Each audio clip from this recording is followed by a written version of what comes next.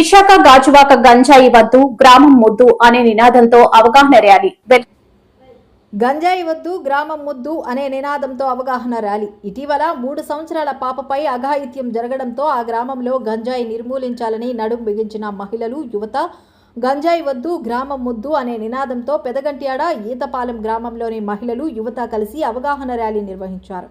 గ్రామాన్ని మాదక ద్రవ్యాల నుండి దూరంగా ఉంచాలనే లక్ష్యంతో ఈ కార్యక్రమాన్ని చేపట్టారు. ర్యాలీలో పాల్గొన్నవారు గంజాయి వినియోగం వల్ల కలిగే దుష్పరిణామాలపై ప్రజలకు అవగాహన కల్పించారు. జీవనజ్యోతి కేవలం మేము గంజాయిని అరికట్టాలనే ముఖ్య ఉద్దేశంతో మా గ్రామ యూత్ కుర్రవాళ్ళందరూ కూడా, మహిళలు కూడా గంజాయిని అరికట్టాలనే ఉద్దేశంతో మేము ఈ ప్రోగ్రాం చేయడం జరుగుతుంది. అలాగే ఇక్కడే కాదు, ప్రతి గ్రామంలో, ప్రతి పల్లెలో కూడా ఇలాంటి గంజాయి మత్తులో పిల్లలు బానిస అయిపోతున్నారు. తల్లిదండ్రులు ఎన్నో ఆశలతో పిల్లలు పెంచడం జరుగుతుంది. ఈ రోజుల్లో మనం చూస్తే ఎక్కడ చూసినా అత్యాచారాలు, మానభంగాలు అనేవి చాలా జరుగుతున్నాయి. అలాంటి గంజాయిని మనం అరికట్టాలి. గంజాయి అనే పేరు రాకుండా మీ మీడియా సోదరులకు, అలాగే పోలీసు వారు కూడా మాకు సహకరించాలి. మాకు సహకరించి ఈ కార్యక్రమాన్ని ముందుకు తీసుకువెళ్ళాలి. ఎటువంటి గంజాయి వల్ల ఇంకా మానభంగాలు, హత్యలు ఇలాంటివి ఏమీ జరగకుండా యూత్కి మంచి ఉద్దేశంతో మేము ఇది చేయడం జరుగుతుంది. మాకు సహకరించినందుకు మీకు ధన్యవాదాలు తెలియజేస్తాను. ఈరోజు గాజువాక 64వ వార్డులో ఏతపాలెంలో స్వచ్ఛందంగా గ్రామస్తులందరూ కలిసి యాంటీ డ్రగ్స్కి వ్యతిరేకంగా ఒక అవగాహన ర్యాలీని ఏర్పాటు చేయడం జరిగింది. ప్రస్తుతం ఉన్న సమాజంలో డ్రగ్స్ అనేవి మన యొక్క సంస్కృతిని, సాంప్రదాయాలని, యువతని నిర్వీర్యం చేసే విధంగా ఈ సమాజం అంతా కూడా, ముఖ్యంగా యువత పెడతరవ పట్టడానికి ప్రధానమైన కారణభూతంగా ఉంది.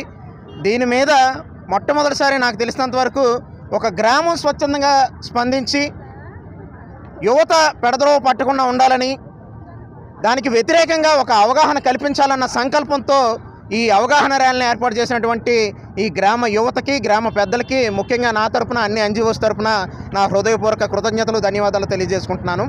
ప్రతి ఒక్కరి జీవితంలో కూడా ఆనందం ఉండాలి, కానీ ఆనందం ఆదర్శంగా ఉండాలి.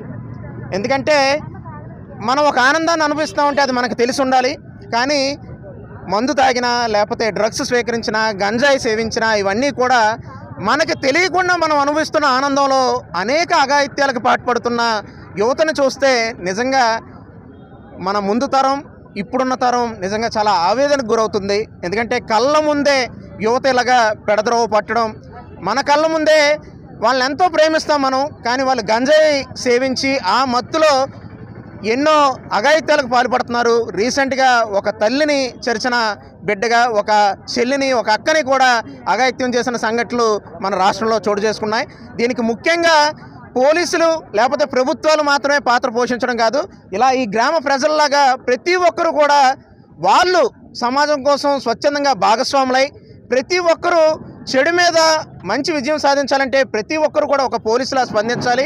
ఆ విధంగా స్వచ్ఛందంగా స్పందించి యువతని మంచి దారిలో నడిపించాలన్న వీళ్ళ సంకల్పానికి నేను ప్రధానంగా హృదయపూర్వక కృతజ్ఞతలు తెలియజేసుకుంటున్నాను.